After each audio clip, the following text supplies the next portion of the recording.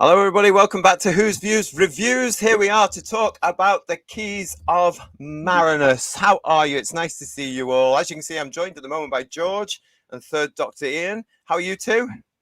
Very well, thank you. You? Thank you.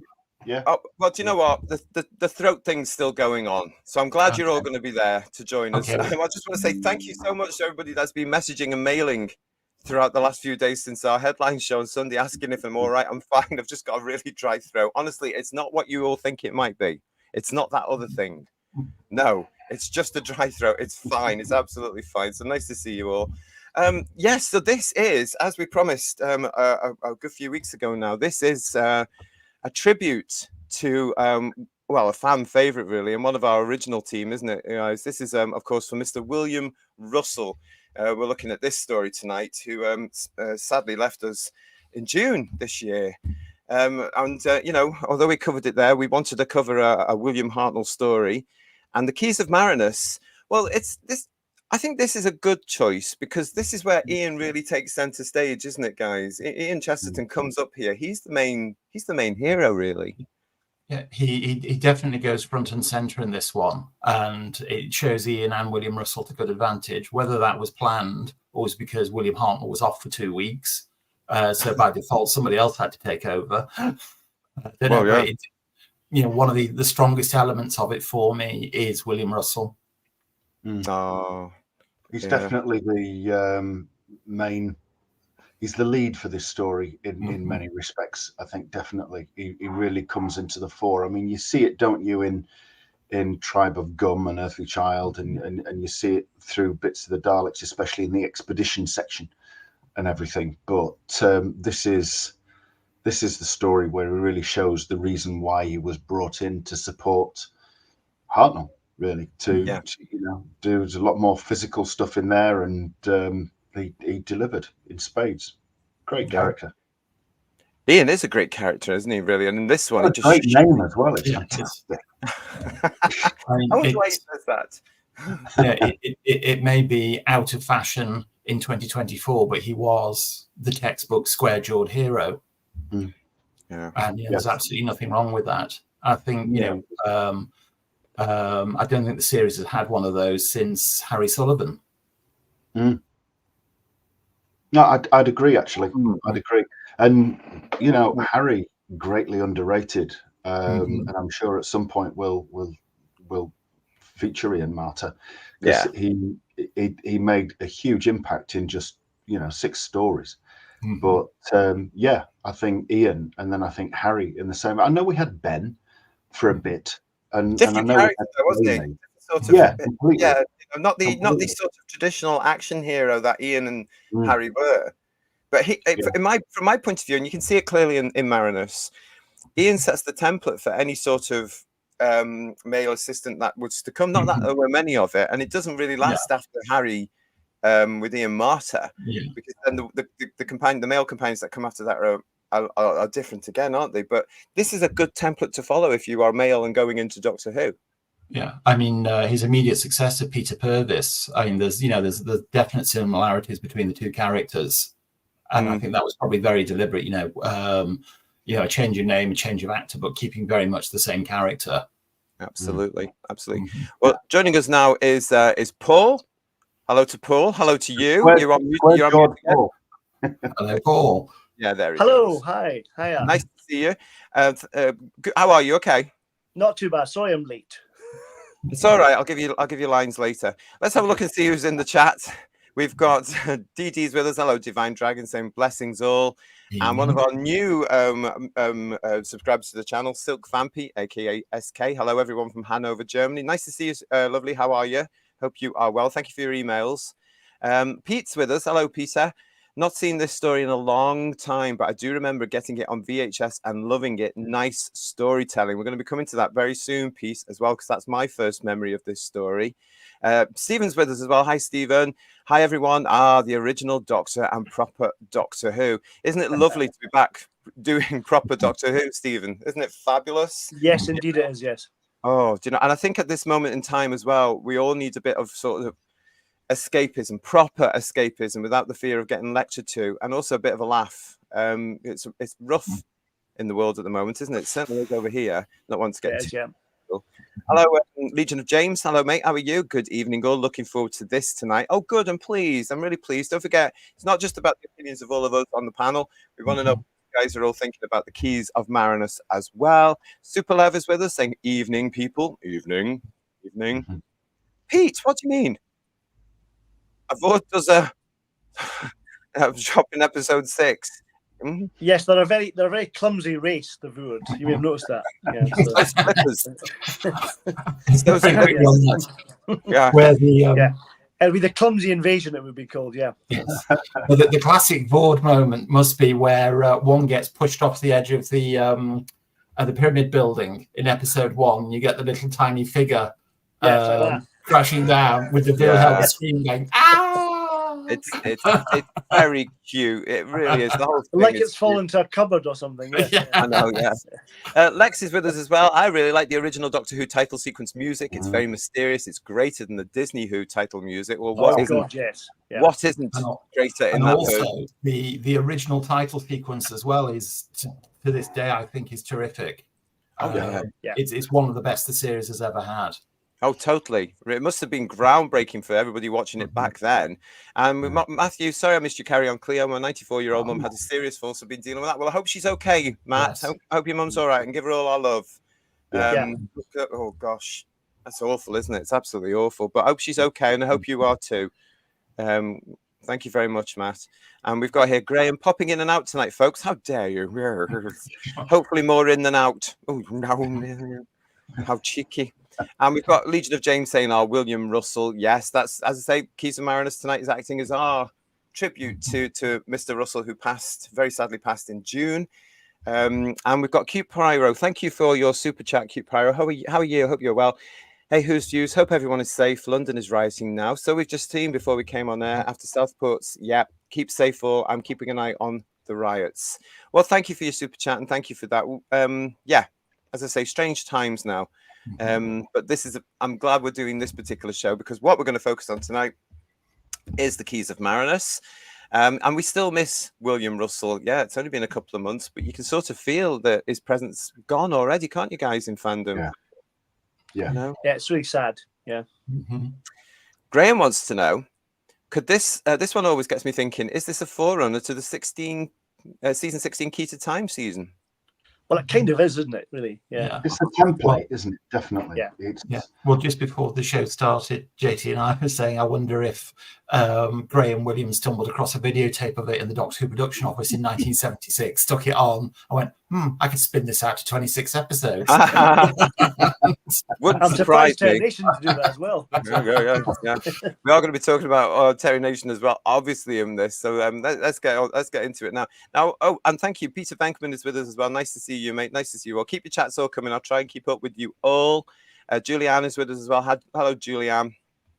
Nice to see you. Now, before we get into the actual episode, I have to say to everybody, crikey. I first came along to this show. I first found this show, believe it or not, in 1980. And of course, that was through this. Yes, the Target book, The Keys of Marinus. Did you guys get this? And did you reid it? And were you excited about it as I was? I find the covers a bit misleading, don't you think?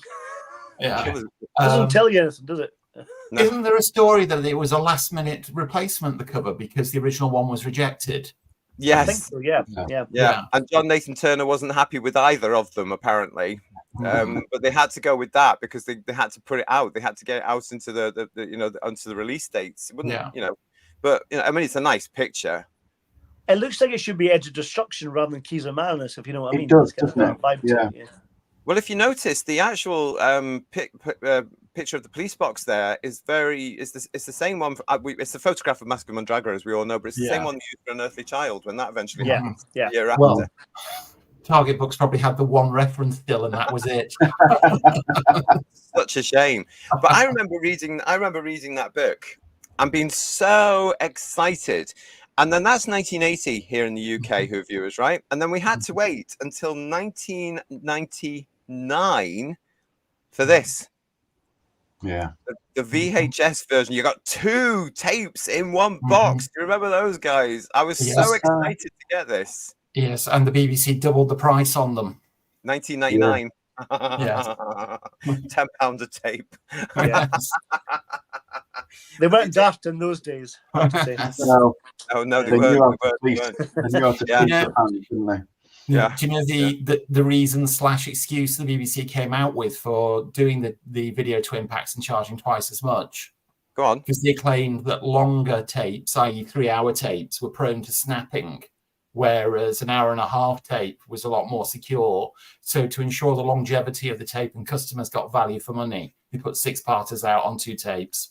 I don't. You had to make sure you rewound them every time after you watched them. You can't leave them unrewound. That's Yeah. right. I want to say thank you to Paul there, who's given us a super sticker, because I think he knows just how much they cheer me up. I don't know what it is about these super stickers, George, but they do make me laugh. And he's given us, I think it's a little fox or something there, and he's a little pointy thing saying, "Good job, thank you, Paul. Thank you for that. Really appreciate it." And Cute Pyro, thank you again for that one.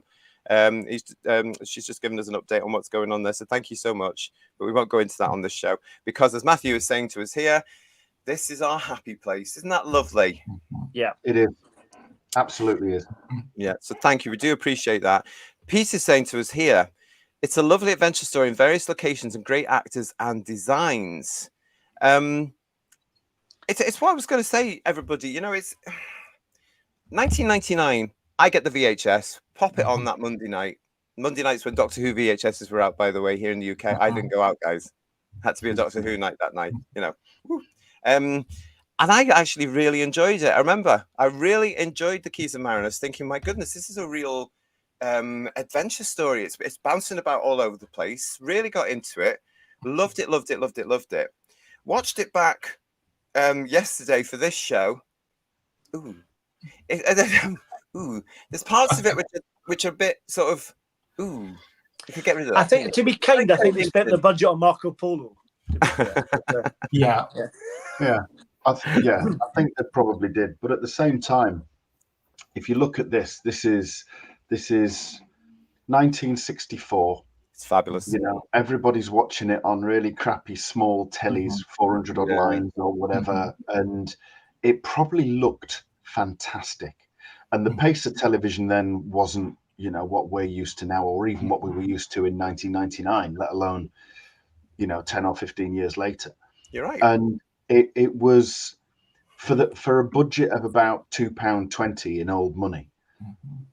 It was really ambitious.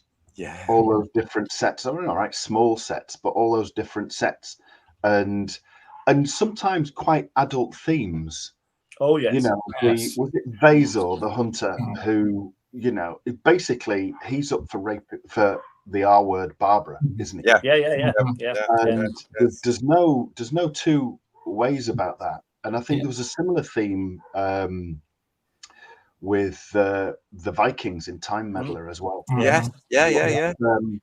I found the Frozen Warriors quite creepy as well. I mean, it was gutsy as a story.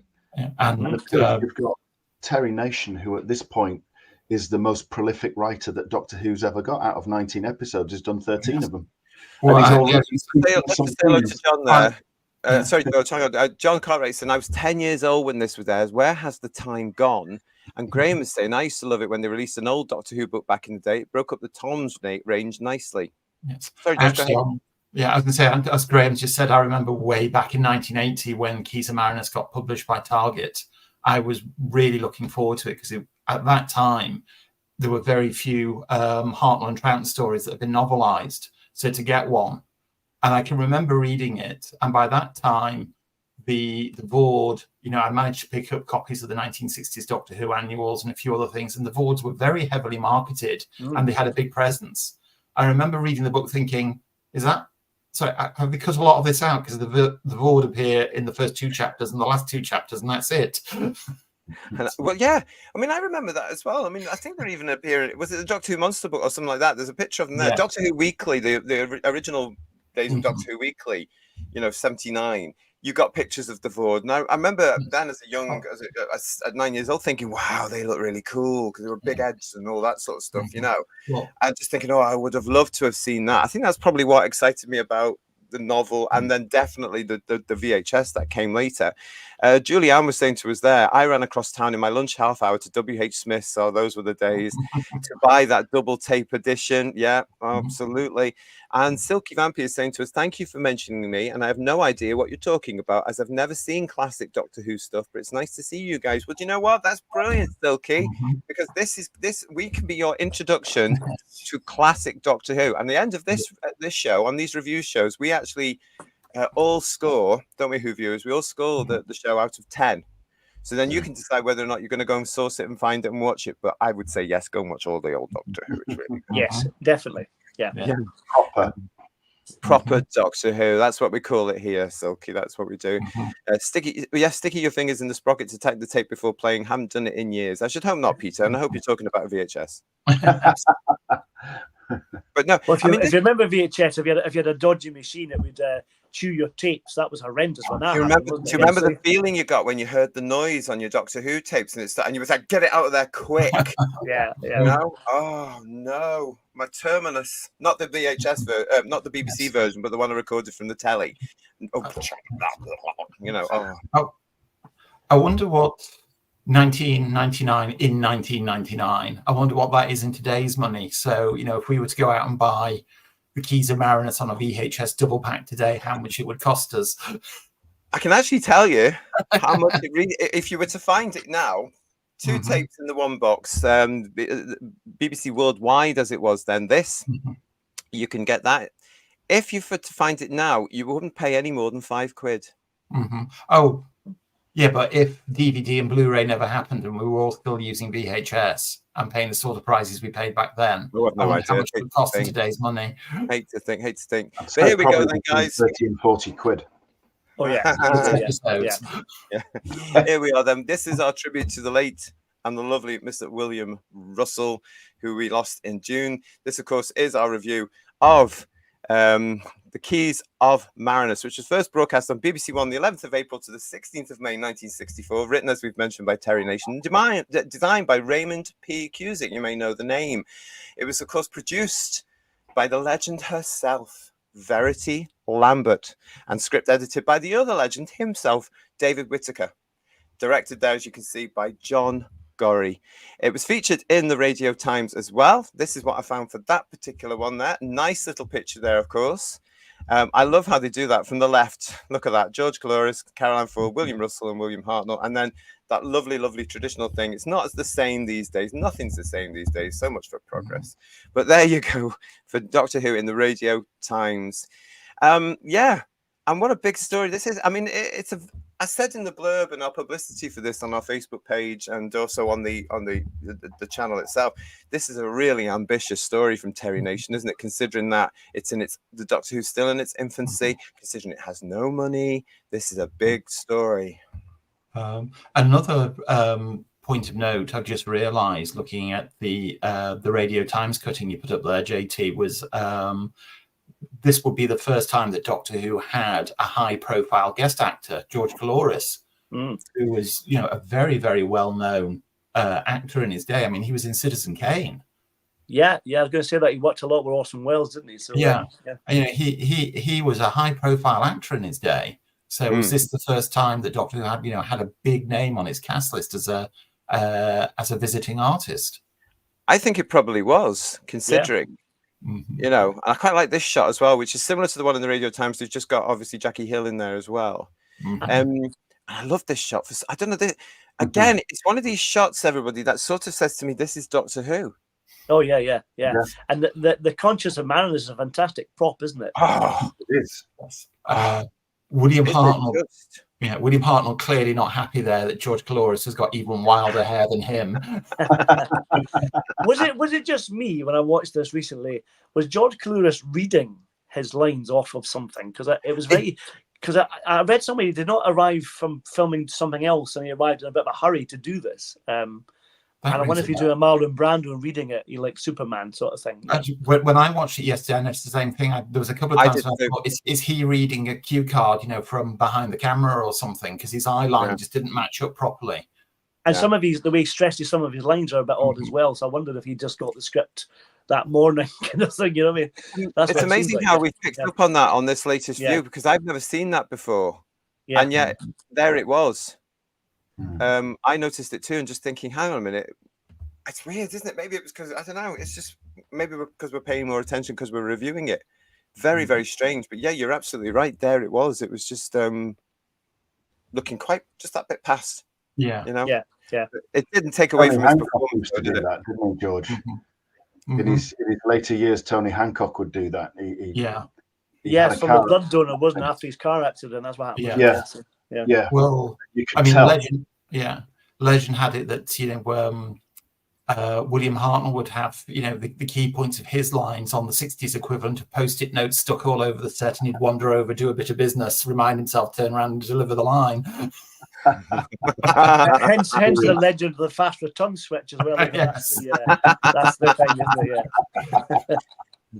it? Thank you everybody for joining us in the chat. Keep your chats coming along. Let us know what you think about this. Anthony Green is saying to us here as well, didn't Roberto Tovey say that this story was considered as the basis for a third Cushing Doctor Who film?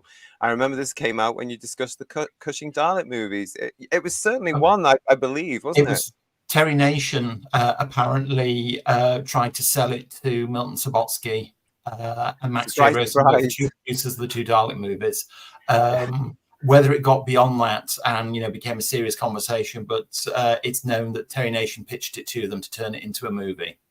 Yeah, but you know, Terry Nation, one of the original entrepreneurs, you can't fault him, can you? He would have gone along and I've got this script as well, you know. Can you imagine though if it was done, and imagine the first episode with the Marinus itself, that because the model shots in this look very much like models, but imagine that on a budget. Like the Doctor of the Daleks movie, imagine that quality, how good that would look. Yeah, in colour, because you've got these opening shots, haven't you? I love this, you know, with the Citadel type thing there, if you like, as well. You can't really tell. You've got, I mean, bearing in mind, as you guys were saying before, this is 1964. People were watching this on little tellies and stuff, but it's really down to the imagination, because although you can see it there, you don't know what colour the sea is. So we learn fairly quickly that it's a sea of acid. So then you just start to think it must be sort of whites, sort of a thing, you know, Chris. I don't know, but isn't it gorgeous what they managed to do? Really, really lovely. Well, what Technician's done, it's really good world building. You know what I mean? Likewise, I think with Raymond Cusack's design as well, it works really, really well. What does impress me though is that I was quite interested in this was the fact that Marinus has lots of BBC stagehands helping him out with all the trapdoors and stuff. I thought that was quite good. Did you notice that? Yeah. with that statue, they're literally literally stagehands, aren't they? It is true. Oh, bless. Uncredited as well. The beginning of this though does remind me a little bit more of the Daleks. You know, with the wandering around the city at the very beginning, the doors, that sort of stuff, the constant screaming. I'd forgotten about the constant screaming. If my throat was any better, I'd do it for you, everybody. So small mercies. Well, I know Terry Nation was quoted in interviews saying that as a boy he absolutely loved the Saturday morning serials in cinemas like Flash Gordon, and I think the influence and his love for those comes out in this script, because it is very much, you know, each episode is a chapter of an adventure serial. Yeah. With one leading to the next, and I think that's probably where his inspiration came from. Oh yeah. Well, I think a lot of them were influenced by that, because they would have grown up with that, wouldn't they? You know, and it would have been natural. But certainly, we were influenced by things like that. When we, you know, because when we all come along, we're used to this 25-minute format, and you know, certainly, I remember growing up on Saturday mornings, pre-swap shop, with Flash Gordon and Champion the Wonder Horse and all these things. Buck Rogers as well. Buck Rogers. I loved all those little things, because you know they were so exciting, and you thought they were on for ages. And it was only like 10 minutes or something silly. One of my favourites was King of the Rocket Men, was a particular favourite. I like that one. That was great. Yeah. Loved all that. But you can see that the switches on his chest. That was great stuff. Yeah, it was great. But you can see that influence coming through in a lot of what Terry Nation's doing here in this particular story. Lex is saying to us, even though it was filmed in black and white, the sets were amazing. They are really good, actually, aren't they?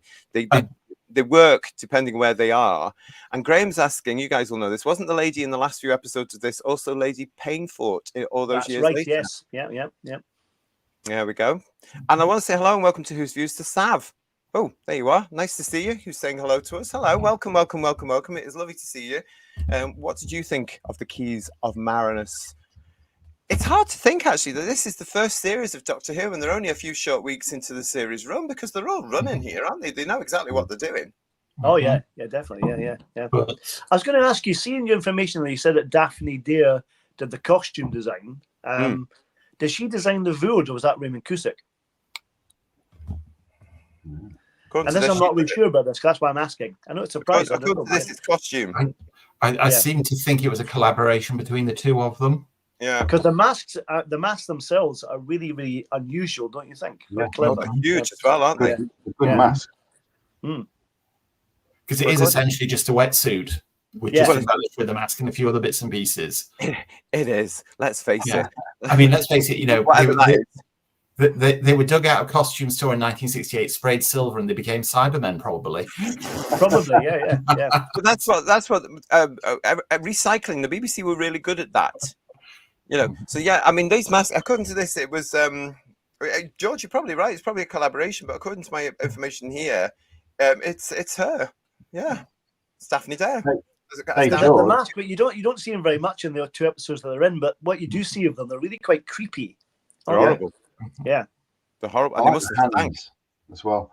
But what you say, George, about getting sprayed silver and becoming the Cybermen, that I could well believe the BBC doing that. But I mean that sort of like foreshadows Doctor Who magazine, doesn't it, in the 90s, where became the Cybermen. Oh, I didn't know that one.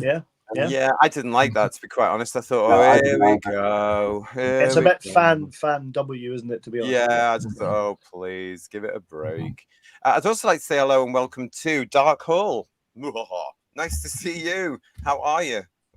What did you think of the Keys of Marinus?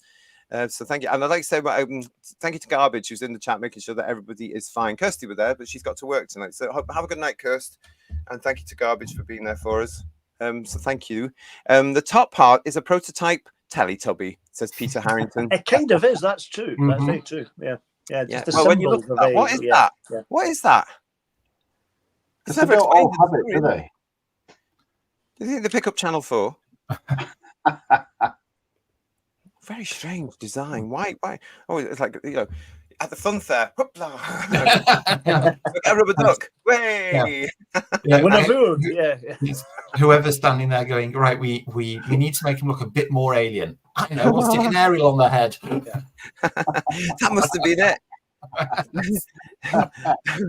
That must have been it. That would have been fantastic. What's Dalek Eye saying to us? George Lucas got his inspiration for those early adventure series. Yes, he did. I think he also got some inspiration from Doctor Who as well. I'm just throw that in there. I think so too. Yeah. So thank you for that one. And Divine and Dragon is saying to us, the Keys of Marinus felt very original. It showed the types of non-terrestrial stories that were both compelling and allegorical. What do you mean by that? What do you think he means by that? Anyone? Well, I'll certainly agree with the compelling that, despite its budgetary limitations, certainly when I watched it yesterday, it kept me watching through all 6 episodes. I think the change of location really helps, doesn't it? Keeps it moving. I think if it was all on Marinus, it might get a bit tedious, I think. Yeah. Definitely. Oh, definitely would be, because you've got that mission. I mean, it's actually, you've got to remember when you're watching this that it was on weekly. So actually, you've got to, as a kid watching this thing back then in '64, they must have had to retain the fact that at the very beginning he's been killed, he's been murdered, and the Doctor and his companions don't know it yet. So they're actually in danger. There's danger waiting for them when they get back. Talking of foreshadowing as well, you've got the bracelets of Blake 7 as well, aren't they, or Star Trek or whatever? Yeah. And then reused again in the reboot all those years later. Yeah. Always keep a good idea. I mean, this all came from Terry Nation. Another good thing to bear in mind, the way the episodes were made throughout the 60s and the 70s, is they were made to be seen once and then forgotten about. Yes, that's right. That's right. And they didn't know, did they? They didn't know that. Here we would be 60 years later talking about it. Because, of course, the Keys of Marinus is 60 years old this year. How fantastic is that? But that's amazing that all this stuff is so rewatchable, though, even though it wasn't made to be rewatched, which is incredible, isn't it? Yeah. Lex is saying to us, the scene with Susan getting a jump scare was fantastic. The guy in diving gear does Frankenstein monster impressions walk before dying. But do you know that I love all that, because that's exactly what kids would have expected from monsters. Yeah. Well, the reveal, the first reveal of the Vood's really good, with Norman Kay's music over the top of it. That's really, really nice. Yeah. The other thing that's out of character, or something that's out of character for a Terry Nation script, is the Vord reveal isn't the cliffhanger of episode 1, because his standard thing is the monster reveal, is the first episode cliffhanger, whereas it comes about 10 minutes into the first episode, you see them for the first time. Just about, Properly, which wasn't him at all. He would do all of his scripts. There's something of the Daleks, and the big shock ending of episode 1 was there's the Daleks. All the time, right up until 1979. But it was still you were wishing that moment to come, and that was the momentum of it. It was superb. That's true. That's true. Yeah, that is a good point. That is a very good point. Madman in a Box, hello to you. Hi all. The concept of the mind control episode is brilliant, isn't it? And yet quite chilling considering where we are in society today. Have to say on that one, something I noticed for the first time watching it is when in that episode, The Velvet Web, is it? Where they're under the influence of the mind control and they serve their sumptuous feast. One of the things in the sumptuous feast, I don't know if you've noticed, is a tray of pineapple chunks and cheese on cocktail sticks. You can't get more sophisticated than that. That's what I'm saying. That's a 1964 sophistication. Well into the 70s as well, because everybody got on your party, Susan. That's what you want, So though, I didn't notice that at all. But I like Madman in a Box's comment here about the mind control episode is absolutely brilliant, because it is, and that's where the kids got their monster element watching at the time as well, wasn't it? Really, because whatever you think about it, these things are absolutely fantastic. Because that whole element, I mean, as I said, this is a very ambitious story because it jumps from place to place to place, doesn't it? As they look for these fabulous keys. And it's just, this is where the kids think, oh, there's going to be monsters back there, those guys in the rubber suits. Not that they were thinking that at the time. And then you get these horrible things coming along as well, which are absolutely brilliant. They are superb. What's interesting as well is I know that Sidney Newman didn't want bug-eyed monsters, but once the Daleks arrived, it's like, doesn't matter, bring them on. All of them. More the merrier. I mean, out of all the design in the Keys of Marinus, I think one of the best things are the brains of Morphotron. Again, way before it was made available widely on video, a colour photograph of the brains of Morphotron surfaced. And the props were like very deep red in these bell jars. I can't remember where it was published, but there was a colour photograph. Was it the early years book, the Jeremy Bentham book? I think it might be, yes. And I remember looking at it thinking, they must look fantastic on screen. What they do? They're very posh as well, aren't they? Oh, yes. Very, very, very RP. You do expect them to say, hello, come in. Have a cup of tea before we mind. But I think they're brilliant, and the fact that one of them, when Barbara smashes one of them, it just deflates. It takes a while. Manages to smash it. Jars a kick him, but it takes a while to break them, doesn't it? Yeah, but manages to smash it. Go, Jackie, go. With a tin jug that happens to be nearby for no reason whatsoever. I actually love that. I love it. Where they are acting. This is proper acting here, because there they are with this battered up BBC cup from the BBC canteen. And, here they are going, oh, this is absolutely a fantastic scientific equipment. Or it's wonderful. Or this is I could use this to fix the time control of the TARDIS. Yes. Which Matt Smith did. Yeah. Just looking at that photograph you had on screen, JT, isn't William Hartnell just the Doctor? Yes. No wonder the nation fell in love with him in the parts, back in 63, 64. He just is it. He's so on point with it. He really is. And there's another part of that scene where I think, George, you can see him again. It's this one. Mm-hmm. Oh, that's when she breaks one of the glasses. That was one of a set. Yeah. This is the bit where Barbara, of course, wakes up out of the mind control, the trance, whatever you want to call it. And these three performing to camera. Now, this is how you do it properly, breaking the fourth wall. It's really cleverly done, though, don't you think? Yes, it really is. And edited nicely as well, because the next thing you know, Jackie Pierce is back in the proper frock type thing, the thing that made it. It's really nicely done, and I love that. And the way Hartnell just looks towards camera there. Again, George, totally with your point. There's the Doctor, everybody. Yeah. Round of applause. Oh yeah. On that point, do you not think when he disappears for 2 weeks, you really miss him? Yes. Yeah. I don't know about you guys. I did. I did, yeah. And when he came back, I thought, yes, he's back again. Great stuff. Yeah. It is a punch the air moment when you see him again, isn't it? It is sort of like fantastic. He's back. Yes, with a restyled wig. He's Yeah. been off to the barber He's shop. been to the hairdresser for a fortnight. That's what happened. Yeah. It is great. But he almost gets a round of applause when he walks back in the room, doesn't he? Into his own show. It's like, oh, Billy's back. It's just. I mean, Jackie and William are really good when they carry the other 2 episodes, but you do miss him though. Yeah. This particular segment, of course, where we're looking at this bit where they're all under this sort of mind control, does feature the first television appearance of Peter Capaldi. Anyone else see the similarity? He reminds me of Ian Ogilvy from The Saint, Return of the Saint. That's who made him, yeah. Look him up if you know what I'm talking about him. That actor went on to quite a high-profile career. Robin Phillips. Thank you. Yeah. Thank you, Robin Phillips. Yes. Not least Peter Cushing tore his heart out in Tales from the Crypt. Oh, how distasteful. He's really nasty in that film, isn't he? Because he's responsible for what happens to Peter Cushing, isn't he? In the end, no spoilers, but yeah. I just thought when I look at this now, and all I can see is Peter Capaldi. I mean, I just love the fact that he's a sort of looky-likey here as well. The one thing about this Peter Capaldi lookalike Altos or Robin Phillips, he's got the shortest skirt in history. I was just about to say they could have given a couple of inches of hemline, couldn't they? Yes, you could have. No. I don't think it's needed, personally. I think it's just right. It's got lovely legs. I think to describe it as a pelmet is probably the best way to describe it. Yeah. I don't know what you're all making a fuss about. I thought it was fabulous. Yeah. It was typically a man being objectified, JT. It was terrible. It's one for the mums. That was it. Yeah. Yes. So there we are. Quite right too. In that I sense, can imagine him being not entirely comfortable sat in the BBC canteen in the recording break.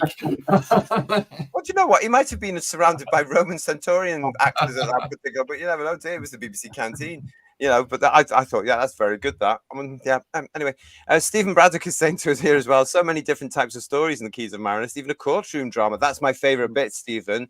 But my favorite is the Morphetons. It's a shame that the Morphetons. Even the name is so Terry Nation. It's so Doctor Who. The Morphetons. And we had this thing from Character Options. This. Yes, indeed. Yes. Oh, that's gorgeous, isn't it? Yeah. We got all this, didn't we? No Morphetons. Yeah. Oh well. Stand by for an online exclusive. But they could have adapted a Dalek mutant, which is probably what they did. But it's got that kind of idea. Yeah. Yeah. A lot of people pointing out what happens. There was even who done it. Well done, Madman in a Box. Snail Brains, says Peter Venkman, fan site. I never thought of them as Snail Brains, but I can see that. Brilliant. And Lex is saying to us, the villains in jars look like giant Japanese snails.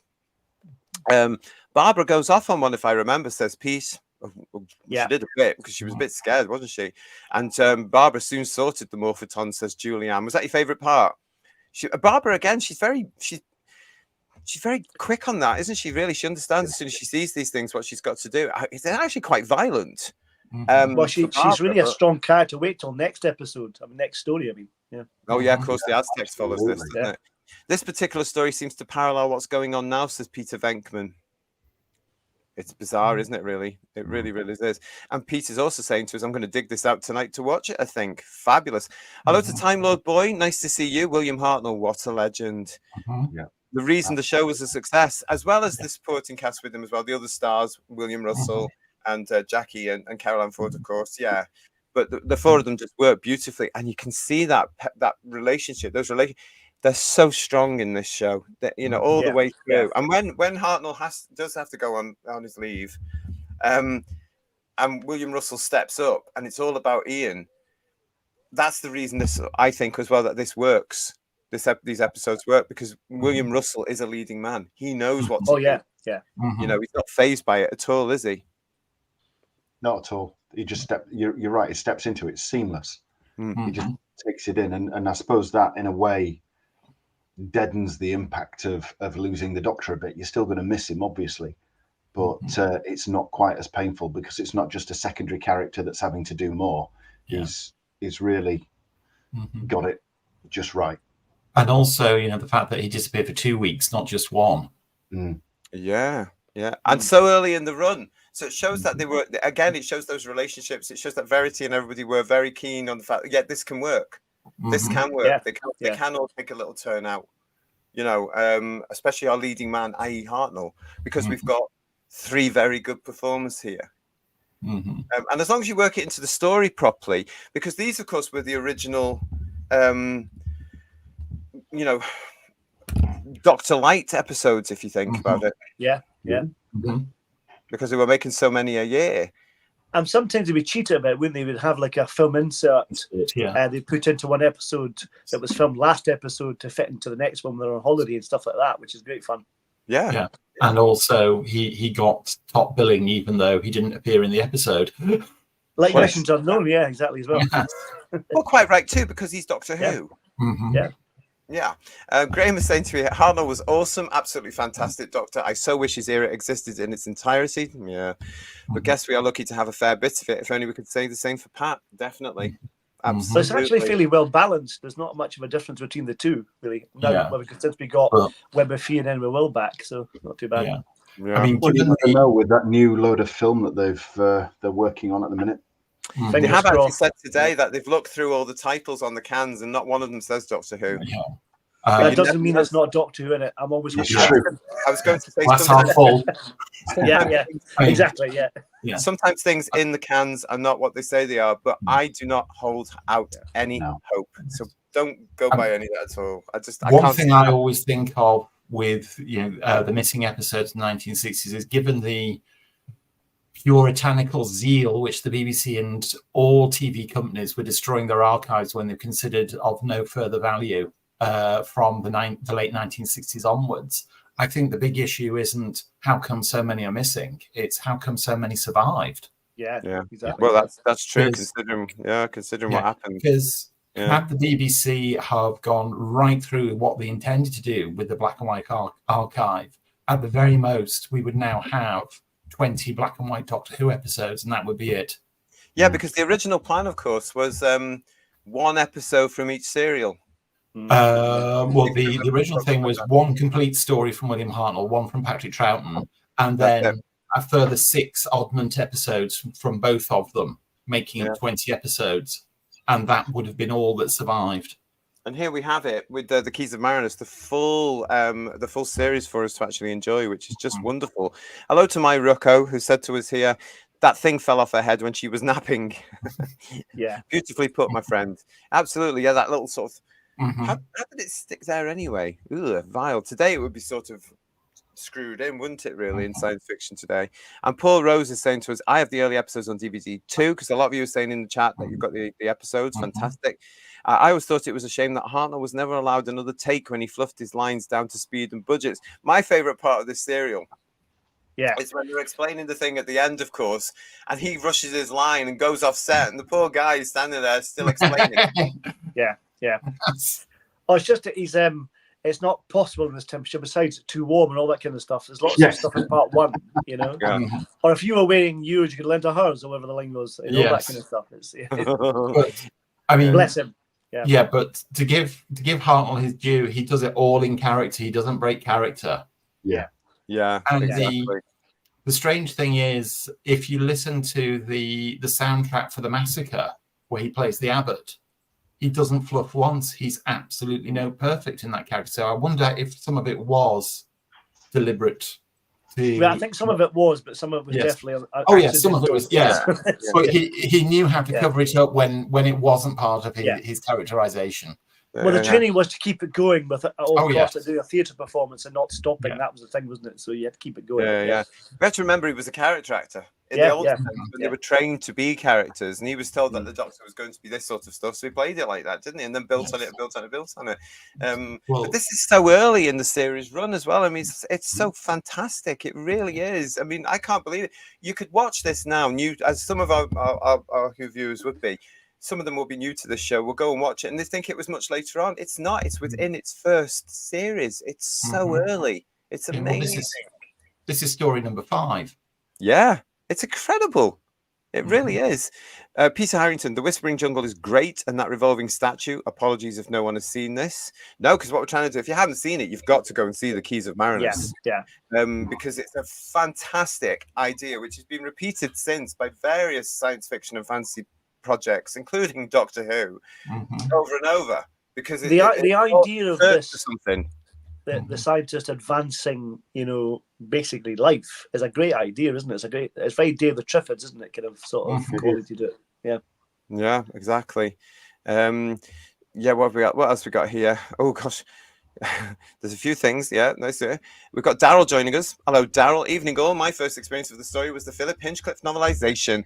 I loved it since it got 4 images in my illustrated journey. But that's Daryl's book, The Illustrated Journey. If you haven't seen that, it's well worth looking out. You can get it from Telos Publications. Great book as well. And some fantastic illustrations from Daryl, all about the Keys of Marinus in that.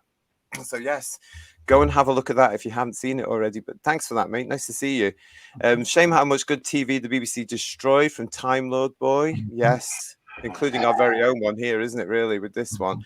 And thank you again for Cute Pyro for keeping us abreast of that. I don't really want to bring the show down on that, but thank you very much for your super chat and letting us know what's happening. Bummed out. I missed out on this, says Austin Woods. What, you mean in 1964? I think we all did here, apart from maybe one. Hey. I wasn't even a twinkle in my dad's eye when that happened. No, but yeah, as I say, 1980. I think most of us would have been introduced to the Keys of Marinus through the Target book, and then again, definitely 1999 with the VHS release from BBC Worldwide, as it was. And the other thing that whetted my appetite, particularly for the Keys of Marinus, Paul mentioned it earlier, was the book that was published in the mid-80s, the early years, which was a very lavish book by J. Jeremy Bentham. There's a Raymond name. Raymond Cusick made available a lot of his design drawings, including some from the Keys of Marinus and some set photographs that he took. Yeah. So again, long before I'd seen the series, I was seeing all these wonderful images and really wanted to know what it looked like on screen. Yeah. I mean, the design of this as well, we're going to get into this a bit more. The design of this was absolutely gorgeous. You can sort of tell it's Raymond P. Cusick, but they use what they know. And again, I think that's why the city has that sort of feel for me of the Daleks, with all the perspective flats. Yeah. Which, believe you me, I haven't done those for a theatre show myself. They're not that easy to do. They're not easy to do at all. No. You've got to get the tone and the shading so right on those things. But I've got a picture actually, everybody, which I will bring up for you to show just how good they were. And it's that one there. You can just see it on the right. Yeah. And considering on the old TVs, that flat would have looked lovely. Yeah, it would. And that is very reminiscent of a corridor in the Dalek City. It is, isn't it? Just different 3 stories previously. Mm. The bit later on is later on when it's in the other corridor, and the Voord gets stabbed in the back. That's really quite nasty, isn't it? That bit. There's a lot of that going on because the Voord seem to like that whole going for the back, don't they, with people? But was that if I'm remembering this right, was that Arbitan doing it behind the secret door? Was that what happened at that point? I think so, yeah. And then sadly Arbitan gets his come up and stay on. Yeah, that's true. Arbitan, the way he plays that though, it's so funny because he gets stabbed here and he's like, oh. Isn't it lovely? The Rennies. Yes. I love that. I just think that's fantastic because again, they've got to show the audience that something's happened on shot to camera, and I just thought, oh, that is beautiful old direction. I love that so much. But again, the Norman Key music it's creeping up behind him. That's a lovely piece of music as well. I think lovely atmospheric music. Yeah, it's great to see that Austin is saying to us. Austin Woods is saying it's better late than never because he's going to go and watch this after the show. Watch it after the show. It's very enjoyable. I have to say, I have to be honest. Oh, and Divine Dragon is saying to us here, Keys of Marinus is well worth revisiting or visiting for the first time for those who missed it or haven't got it. Yeah, and it's available now, of course, on BBC iPlayer, BritBox. It's on. You can still get the DVD that hasn't been deleted yet, as far as I'm aware. Yeah, so you can still get that out there. So go and look for it. It will be around somewhere. What's Mark saying? Mark is saying Edmund Warwick played Darius in the Keys of Marinus, is listed as Doctor Who in the Dalek Invasion of Earth. Is this true? Yes, it is. William Hartnell did his back in filming a scene in an episode of the Dalek Invasion of Earth where he's about to be robotized. Yeah. And he had to dip out the following episode, so Edmund Warwick doubled for him. Because in the following episode, I think, is it episode 4? You only see the Doctor from behind, or over his shoulder and that sort of thing. That's It's right, because it's Edmund Warwick doubling for him because Hartnell was in no fit state to take part in the recording. Yeah, at that a point they decided not to show his face, which is always good. Yes. Unlike the chase. Different shot in Reign of Terror as well. That was Brian Proudfoot, I think, played. Brian Proudfoot, So, all these alternative Doctors, and it's only his first year. It's incredible. Exactly, yes. These are like 6 different first Doctors. Incredible, yeah. 60 years ahead of where the nonsense would take us. Austin is saying to us, I've only seen about a third of Classic Who, which is the only thing keeping my sanity during this current Who era. Well, hopefully we can join you on that journey, because we're going to be keeping our sanity as well, isn't it? Yeah, well, it is, because we're going to be concentrating a lot on proper Doctor Who, as I call it, from now on. We've got a lot planned for you in August as well. We're going to be spoiling you rotten, aren't we, guys? Yes. One thing rewatching it yesterday that struck me was, I think, a missed opportunity with this one is it's established fairly early on in the first episode that the Vords have a protective suit because there's the one that's dissolved in the acid as the little submarines arrive. And I thought, what a shame they didn't do a reveal of what a Vord actually looked like underneath the mask and the protective suit.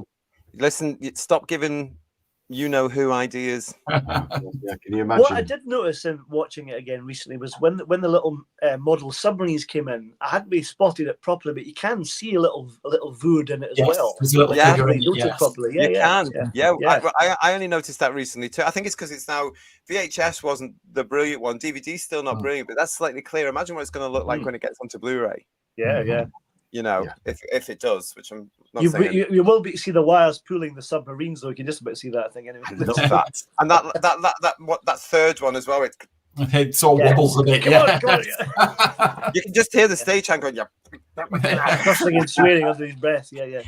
I love the fact as well. They go, oh, it's a kid show. You know, not realising that 60 years later. Not in episode 4. They were probably looking at the studio clock going, we've got 8 minutes, there's no time for a retake. I'll have to do. It's true. Yeah.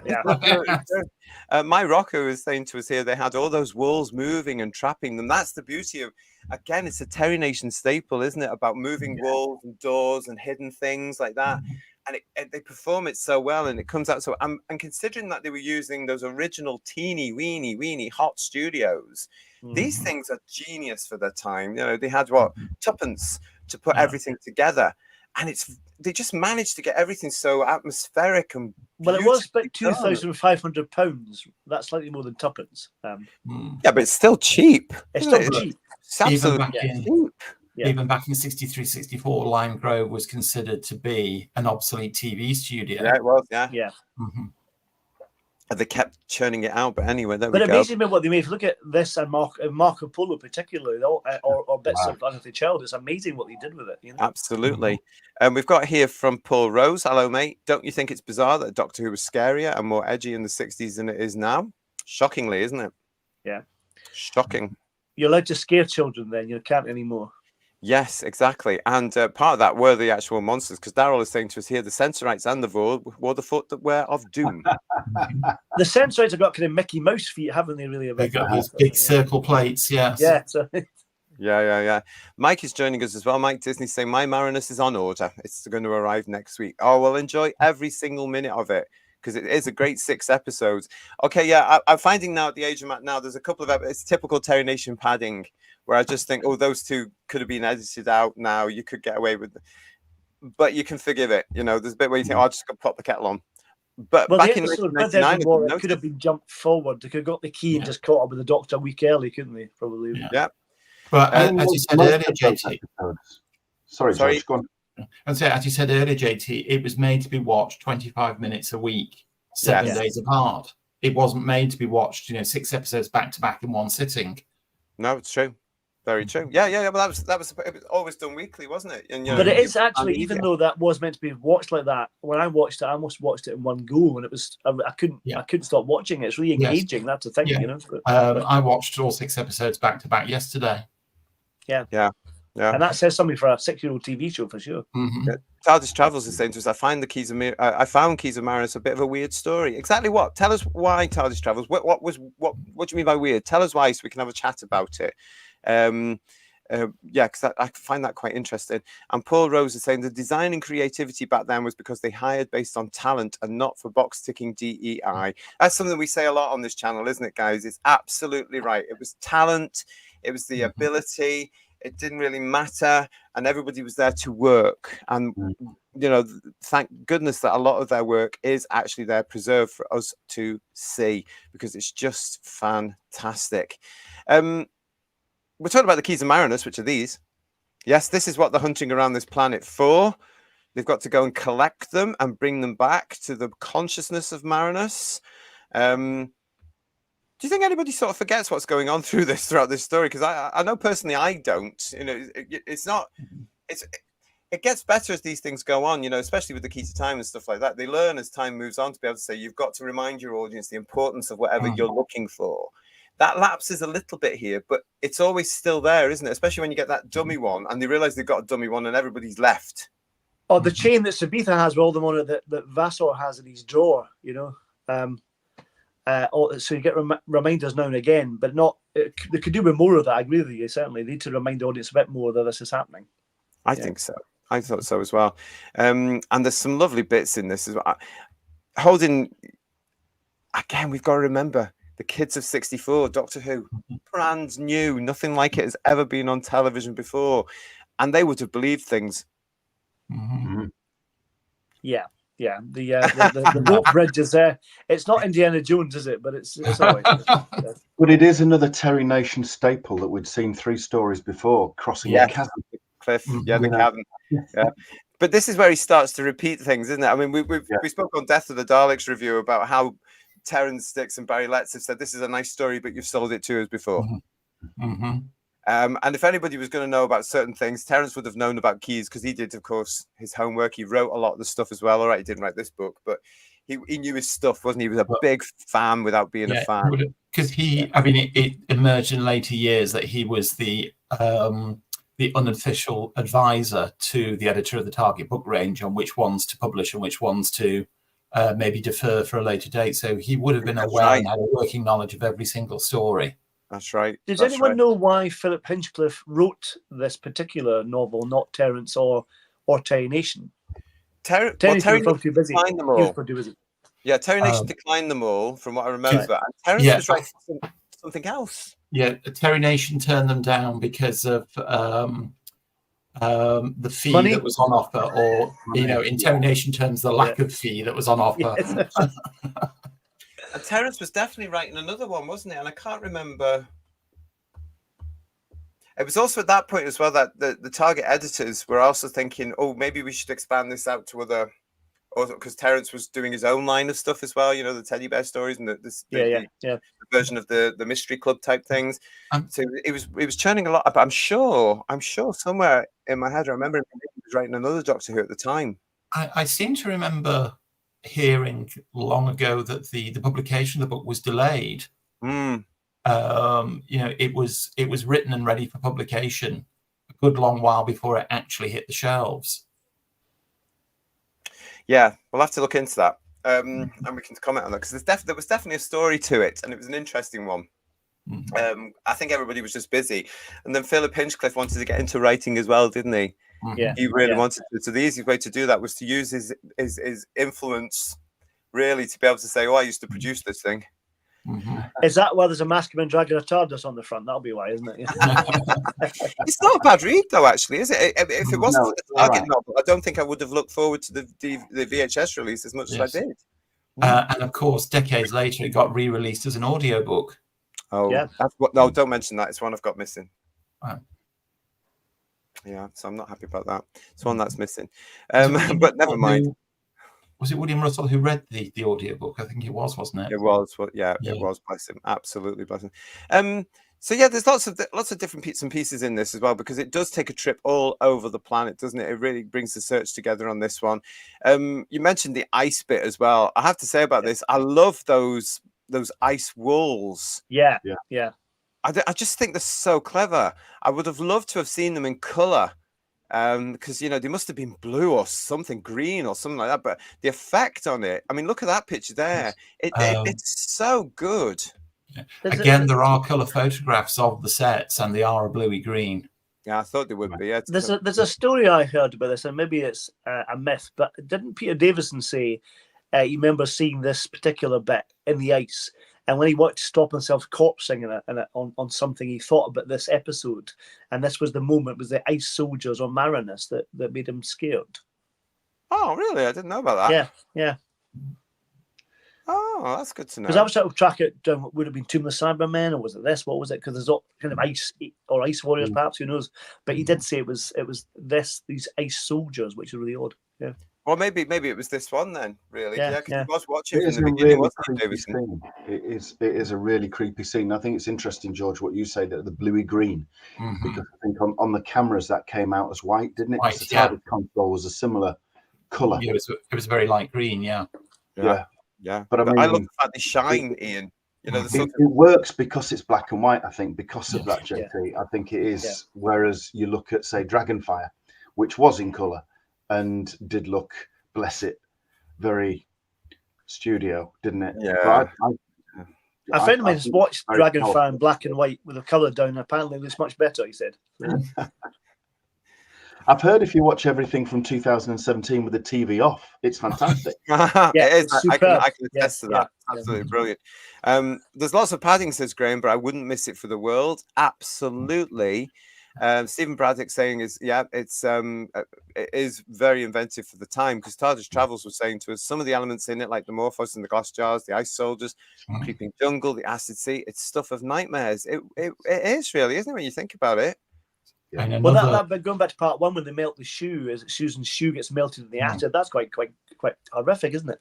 Yeah.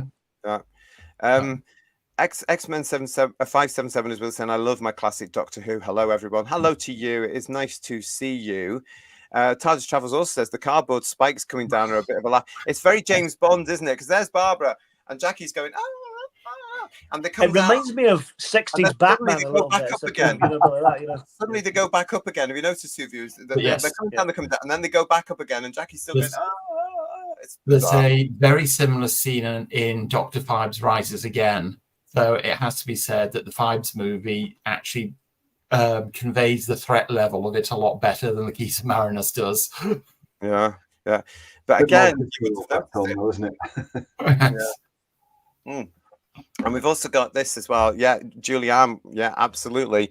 The Vasor and Barbara scene really shocked me the first time I saw this episode. Now, this is adult. This was adult theme. And it happens a couple of times, doesn't it? Really, in the Keys of Maris, there's a couple of adult themes in this, but this really was. You look at it now in shock, because that wouldn't be allowed in Doctor Who today. Well, you've got that in further episode 6 as a domestic violence as well. Yes, exactly. Yeah. I mean, it's very, very clear he wasn't chasing Barbara around the table just for a quick peck on the cheek. No. Very, very clear. He's very. It's quite disturbing, but he's a bit like a panto villain a bit. Do you remember the Gold Rush? There's a character in Chaplin's The Gold Rush, and there's a villain in it. It's very, very pantomime sort of silent film performance a bit, if that makes sense. You know what I mean? He's about to pounce on her, like that's feel like a panto, and then the door goes and Ian comes in. You know, it's quite creepy though, I have to say. The actor who played the part, Francis de Wolf, it was a very different role for him, because he specialised in sort of bumbling eccentrics. Did he? In a lot of the films and TV shows he was in. So to play a nasty piece of work like this was was very unusual for him. I mean, he must have loved it though. Yeah, I mean, I always think of him as a gripper in Carry On Cleo. Yeah. Was it true there was a story going about when he was in Mythmakers as well, isn't he? Yes, and he wears the same costume in both. Except from Cleo and Mythmakers. Yes, but it's exactly the same costume. But there's a rumor going, but him and Hartnell didn't get on. There's a bit of a kind of clash of personalities. They don't also work with him in this story, but I think he didn't get on. Oh, I thought that was Max Adrian that there was a clash of personalities with William Hartnell. Well, wasn't there a story about come in, Ham, have a bone? Yes. About that was Francis de Wolf, wasn't it? I think. Yeah. Mm-hmm. We've got Peter saying to us here as well. Great actor. He always scared me. Francis de Wolf. He's in it's a Dr. Noah Goldfinger, one of those movies. I think. Yeah.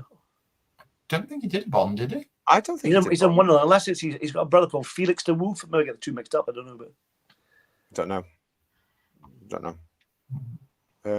Yeah, I don't know about that. Right, he certainly did a lot of hammers in his day. Yeah. Lex is saying to us here they had excellent titles for each story for the Keys of Marinus. That's the thing. If you're new to the Keys of Marinus, as well as we're trying to say to you here, it is about the Doctor and the TARDIS crew going off to reluctantly. They are forced into going off to collect these parts of these keys that work this big machine. And they are forced to do it basically. So off they go on this mission. And yeah, you're right, aren't you, Lex? Each episode, each story within the big story has these wonderful titles, and they are really, really good. They're fantastic titles actually for this. Terry Nation, again, really, really good stuff here. I have to say the Snows of Terror episode, I was a bit worried about Robin Phillips again in his short skirt because he must have got frostbite somewhere unmentionable, I'm sure. Yeah. So just to let you know, we had the Sea of Death, the Velvet Web, the Screaming Jungle, the Snows of Terror, Sentence of Death, and then the final episode is the Keys of Marinus itself. Yeah. And 20 points out of 20 for me for remembering them. So that's really good. So we've got all that going on. There's a pencil heading your way as we speak. Yes. I love all that. And I want to talk about, I don't know about you guys, but as mentioned before, my favorite part of it really, really brings out William Russell as Ian Chesney here, because it's his trial. This whole thing of his trial. I love this. This is proper courtroom drama here, and I absolutely love it. You can actually feel the tension and the frustration of the characters as they're desperately going round and round in circles trying to get Ian off the hook. He does stoic very, very well. Oh, he does. Yeah. It's a great bit of writing, isn't it? And then they all live up to the plate, and the direction is spot on. Really good stuff. I think the twist is quite good as well. The fact that I've forgotten the actor's name he's in Faceless Ones as well, and Tim the Rani, forgot his name. Donald Pickering, isn't it? Yeah. Making his first appearance in Doctor Who, everybody. I mean, the fact that he's the villain, he's great playing villains, I have to say. He's really good. But that twist that it was him all along, and they stored the key in the mace, that's a very clever idea, don't you think? Yep. I've just spoiled the entire story for everyone. Well, it's 60 years old. It's all right. You can't embargo anything like that now, can you? But it is a twist, because I remember when I first watched the VHS, not remembering where it was because I couldn't remember the target book because that had been so many years before. So it's a real surprise when the Doctor goes, ta-da! I knew it was there all along. I thought, oh, did you? Well, I love the fact that he knew it, but he couldn't tell because it would give the game away and make him look like he was responsible or someone else. He had insider information kind of thing, Well, it sort of makes sense, actually, doesn't it? Yeah. Do you know what I mean? Yeah. Another good thing about the courtroom scenes is the return of William Hartnell, but again, he is so the Doctor in these scenes. It just oozes out of him. It's in his element, isn't he? Yeah. Yes. Oh, totally. He loves the fact that now the Doctor is suddenly, the lawyer. Well, I think the Doctor's always been kind of Columbo-esque, hasn't he? That's the thing. Oh, yeah. And Hartnell's loving every minute of it. Oh, yes, my boy. I'm going to represent you. Just going to say that he loves the lapel. Yes, the lapels. Well, that's perfect for lawyers, isn't it? Yeah. So. Well, as Peter Purvis said about William Hartnell, he was a superb TV actor because William Hartnell said to him, the screen's very small. Small. You act with your eyes and gestures up here so people can see them. Yeah. So he knew what he was doing. Yeah. How things have changed. Mm-hmm. I mean, I can understand why he would say that, because these were all theatre trained actors, and then suddenly television's come along in their lifetime, this brand new medium, and they've all got to adapt to it. So there was an awful lot of myths and wrong footings. Of course, there would have been back then. You know, the 3-wall flats, very theatre. You know, look where we are today with it all. You get circular sets now. Even when I was a kid, and you never have dreamt of circular sets. How fabulous is it? But this is the art of television, and that's the brilliant thing about the Keys of Marinus. Like much of the original Doctor Who, you see the progress of television, acting, directing techniques, production techniques, camera techniques, script editing. It's all there. This is British history, television history. It's amazing. Talent, skill, and invention. Yeah, which you don't see these days. You really don't. Wonderful stuff. There's one bit in Snows of Terror that still tickles me a little bit, is when you get that establishing shot of Vassar's hut or house, whatever it is, and it reminds me. This is my show my age. Reminds me of Michael Benteen's Potty Time a little bit. Oh, I used to love that. That was a bizarre show, wasn't it? It was really bizarre, but I used to love that as a kid. Super. And he was very close to being the Doctor at one time. He was indeed, the fourth, wasn't he? Yeah. But that, I remember that on Sunday evenings. You know, we grew up on some awful stuff, but it's all classic stuff now as well. It's all yeah. Doctor Who, a huge part in the mix in this as well. What you're saying in the chat to us, thank you for watching us. You're watching Who's Views Reviews. We are looking at the Keys of Marinus in our tribute to the late and lovely William Russell, who we lost in June 2024. We've got him here, Lex Kane, saying, in the 4th episode on the Snow Planet was the main villain, the 4th episode in the Tomorrow People first series 1. Jedediah, that's right. He was Jedediah. Yeah. I don't know. Well, there you go. Paul Rose is saying to us, William Russell was great, and how the character of Ian took none of the Doctor's crotchety attitude was very well played. From the moment they meet, isn't it really? Yeah. And it makes me think as well, the way this is played, bearing in mind where we are with the story, they're not too bothered about, after a little while, about the fact that this is supposed to be an alien, because they don't really know him. Ian and Barbara are one of those two companions that don't really get to know the Doctor at all, not like we did. But the character development of both of them, that, you know, they're both, you know, in An Unearthly Child and the Daleks, they're both very antagonistic towards the Doctor, and it's two-way traffic. And yet, you know, the friendship develops. And by the time you get to this one, and I assume it was the same in Marco Polo as well, you know, there's a real bond and friendship between them. Yeah, until he kicks off at the end of the Censor Rights into Reign of Terror, and he's back to grumpy old Hartnell again. Yeah.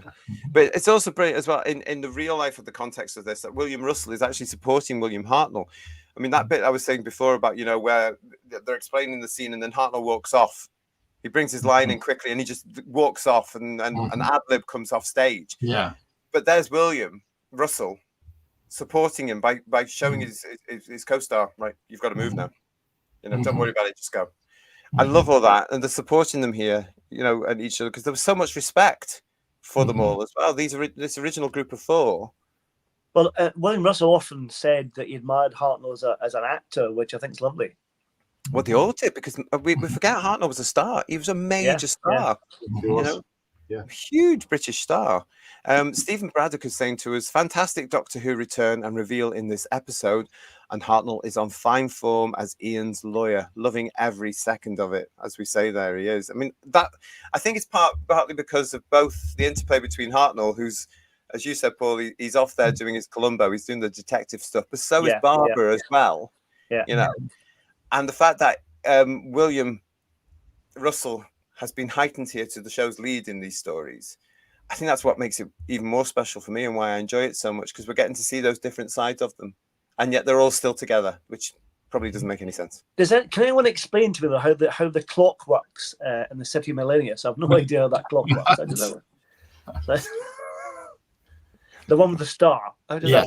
Well, it's strange because throughout the story up until that point, Marinus has very Earth-like things in it, like they have wolves. They talk about hours and and measure time in hours, and then all of a sudden they've got this very strange time measuring device and come up with a completely different language on how they measure time. Yeah.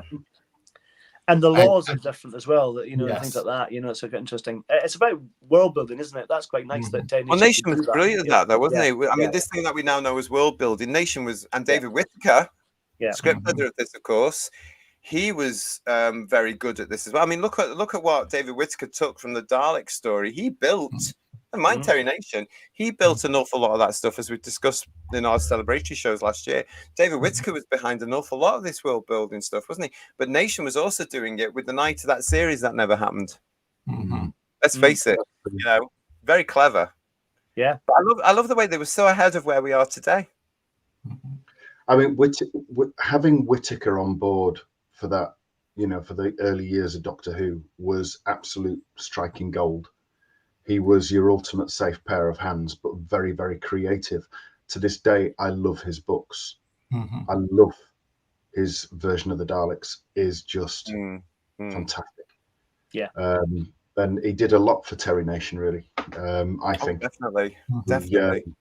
He definitely helped Nation in becoming what he did. Really. I'd agree with that, because when you look at the original, the first piece of Doctor Who merchandise, of course, was the Dalek book. Heavily influenced, of course, but expanded by David Whittaker. Yeah. And just absolutely stunning stuff. Really, really is. And, whether Nation would have gone down that sort of route, because he was doing his own stuff, but that was the foundations. And he did so much for the Daleks in the comics as well, didn't he? So he's done a lot of work on them, And the 2 Dalek movies. Yeah, exactly. So I'm wondering as well, when he got this script in from Mr. Nation, how much he played a role in this as well. Just to be able to say, we can put that there and we can put that there, because obviously the two of them must have worked okay together, because the scripts that they work on are great. Just very quickly, David Whittaker also scripted the first Dalek stage show in the 60s, didn't he? He did. Daleks, yes. Nation was quite... Sorry, Ian, go on. I was going to say Nation was quite lucky, really, because he had the Dalek design, which was Ray Cusick.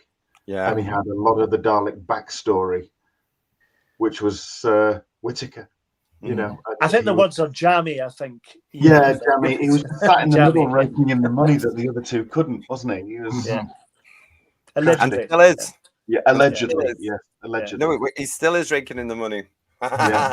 That's good business.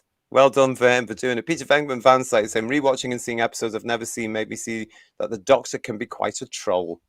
What do you mean? What do you mean by that? What do you think he means by that? It can be quite a troll. I'm not sure. What do you mean by that, Peter Venkman? Let us know. Put it in the chat. What do you mean you can be quite a troll? Because I'm not sure what that means. And TARDIS Travels is saying TV screens in the early 60s were small. The viewers were still watching on sets from the 50s. True. And Daryl is saying to us, tight budgets didn't stop the Hartnell era from often feeling epic. Marinus is a great quest story and very immersive. And certainly Doctor Who's first one, Daryl? And possibly the first proper one on British television, to be quite honest, this whole sort of thing. Because, as I say, this has been done over and over and over and over again. But this must have been a hugely exciting story for the youngsters watching at the time. Every week going to another part of it. It must have been a breath of fresh air for them at the time. Yeah. We're talking about Terry Nation's repetition. He does it again in The Chase, doesn't he? It's almost the same kind of idea. Yes. And then Master Plan as well. But both superb, though, I have to say. But as we said before, the board were had a very high profile. I mean, they were on the cover of the first Doctor Who annual. The set of sweet cigarette cards, they shared the adventure with the Daleks, didn't they? Yeah. They appeared in several things. The Giver Show slide projector strips, they were in those as well, weren't they? So they got out and about. So they must have had quite an impact back then for them to, for lots of companies to pick up licenses and start putting out merchandise, even though they appeared in 1.5 episodes. I think at the time. I was going to say, Paul, I think at the time, though, as well, because the Daleks have been so big, potential licenses were looking for the next big thing, which didn't really happen until, well, I mean, they tried it with the Mechanoids and all this sort of stuff, but the Cybermen were the next big thing, weren't they, really? But they were looking for those elusive next ones that they could market and make into Bubble Bath. I wondered if there was time, if the Daleks should have been on again sooner than they were, you know, and I wondered if perhaps if they had time, would have been in the Keys of Marinus, you know. But there's not, I suppose, there's not enough time turnaround from the Daleks being broadcast and it being written and then yeah. I mean, pre-production and stuff and things. He would have written Keys of Marinus by the time Dalek Invasion of Earth was commissioned. Yeah. It was because it was so far ahead, wasn't it? Really. Yeah. I mean, didn't he write the Daleks and the Keys of Marinus more or less simultaneously? I think they were back, weren't they? Because they requested 2 stories. Verity Lambert requested 2 stories from him. From him, because they were, as you were saying at the top of the show, reliable writer. Time Lord Boy saying, I love the Dalek comics. Good for you. Fabulous. They are brilliant, aren't they? And Graham is saying to us, I think the Hartnell era is the most diverse era of them all. We had historicals, companion deaths, comedies. You generally get the feeling that literally anything can happen in these first 3 seasons. Well, especially season 3. Yeah. Because it could. It really could. It was very much setting the template of what Doctor Who was about. You know, and anything could happen and it could have gone anyway. You know, whatever they wanted to do. And it did, really. But gosh. And I think, you know, behind the scenes, that was very heavily influenced by the fact that there was a relatively rapid turnover of producers, all of whom had their own ideas for the show and wanted to take it into different directions. That's certainly in season 3, isn't it? I'll always say hello to Leo. Hi, Leo, James Ward. Nice to see you. I've never seen the actual episodes, but I love the Target novel. And the world building was fantastic. And Pete's asking us, was this story a replacement for the Hidden Planet storyline? Was that Malcolm Hulke's story? Was it that one? Oh no, wasn't there a story called The Red Fort as well that got replaced? There was the Masters of Luxor as well, wasn't there? Luxor is the famous one because we got the Titans book script book, didn't we, in the 90s? Was the Red Fort one a John Le Carrotti script or not? I can't remember. But it might have been. But I'm glad that Masters of Luxor one didn't actually make it to screen, to be quite honest, because I didn't take to that reading the script. I just thought, oh no, I don't like it. Because Terry Nation was brought in and delivered the Daleks to replace the Masters of Luxor, didn't he? Yeah, so I mean, those early days, there could have been, but I don't know about the Hidden Planet story. It could be. I don't know. It could have been, but I don't know. What else? Forbidden Man is saying to us, I had a brown and white TV set, posh. Very posh. With doors on it. Yeah, exactly. Yeah, they were lovely, weren't they? Drinks cabinet as well. Cabinet, yes. Remember them. Mark, our resident poet laureate here on Who's Views, is saying to us, the designers explored new ideas and pushed the boundaries of television production, relying on their own creativity and influences. Their ingenuity helped make Doctor Who a pioneering series. Here to that. You're absolutely right, aren't you? Here. And thank God for them. And they didn't know, a lot of them didn't know that they were building a British legend. No. Oh, it's such a shame. They never let that. They never turned round, well, I'm aware of, and said, you know, we're doing this at Lime Grove. We can't do that. They would just buckle down and do a just do 6 episodes. You know, they never got. Yeah, they just got on with it. They just showed this incredible creativity, and just buckled down and did it, and it was fantastic. Well, the fact they're recording almost every week, you know, that's incredible. Rehearsed recording, incredible. You know, and it was a production line. Yeah, it's amazing. Yeah. It's amazing. As good as it is, at the time they had to do it is incredible. Yeah. Considering like the amount of dialogue. Yeah. Now there's so much more technology, and they can only do 8. Yeah. I mean, thank God they're only 8. Yeah. But we don't want more than 8. In fact, 8's too many. Yeah. Less about 8. Too many. I mean, it's amazing. And the Keys of Marinus, as I'm saying, so early on in the run, but great quality television here and good Doctor Who as well from people that so early, they knew what it was. They knew what they were doing. They knew where they were going. Great writing, great direction, great production. Everything's just brilliant in this. And we are going to be coming up to scores on the TARDIS doors very soon, everybody, which is where you get to mark it out of 10. Don't put your marks in yet. I'll let you know when. But I'm going to ask the guys here, what were your favourite moments of the Keys of Marinus? We'll start with George. For me, in terms of the story, I think it's the brains of Morphotron. I do think they were very, very well realised. The disposal of them was probably just a little too quick and too convenient with that jug that you can actually see in the photo there. There it is there, yeah. Yeah. But yeah, they were a really good creepy Doctor Who monster. I mean, other things for the wrong reasons, like in episode 1 where the force field is put around the TARDIS. You know, that should have been rehearsed a bit more because none of their hands actually line up. You know, William Hartnell's here, William Russell's out here. And then Callan 4 steps beyond where it was. Yeah. Charming. That's what I call it. I call it charming. But yeah, I know what you're saying. But even still, the actors should have been looking at each other. Anyway, that's Marto, they were not. They were, no. All right, the Third Doctor, Ian, what's your favourite part of Keys of Marinus? I think it is the warriors trapped in the ice and the fact that you know that they've got to melt this block of ice to get the key, which also revives the warriors, and then it's that struggle to get away from them over the chasm where they've been trapped because Vasor destroyed the bridge. That building up of tension, that very real peril. And it was just, and done. You get the feel of it, you get the tension of it, you get the excitement of it, and it's virtually without any incidental music. Whereas, can you imagine it today? There'd be 17 different orchestras all playing over the top, and Mark Ayres desperately saying, "Can I rescore it as well with Benny Hill?" Don't. That could happen. It's a wonderful scene, but that whole episode is really quite adult, as mentioned before. But that scene, I love it. Brilliant. We've got here in the chat Stephen Braddock saying the production of Doctor Who was amazing and on par with the creativity being produced by Jerry Anderson at the time. They were wonderful times. And Matthew Burrows is agreeing with that, saying, yep, proof you don't need a huge budget to make great TV. Graham is what you've just said there, Ian. Haha, this is so true, Ian, says Graham. I mean, Matthew's point there about you don't need huge budgets to make great TV. I think they've just proved that this year, personally. Honestly, because they had this massive budget and it wasn't great TV. And we look at Keys of Marinus. I'd rather watch Keys of Marinus any day than the nonsense that's just been on over the last few months. I was entertained more about this, guys, than I was in those 8 painful weeks that we went through of that modern version.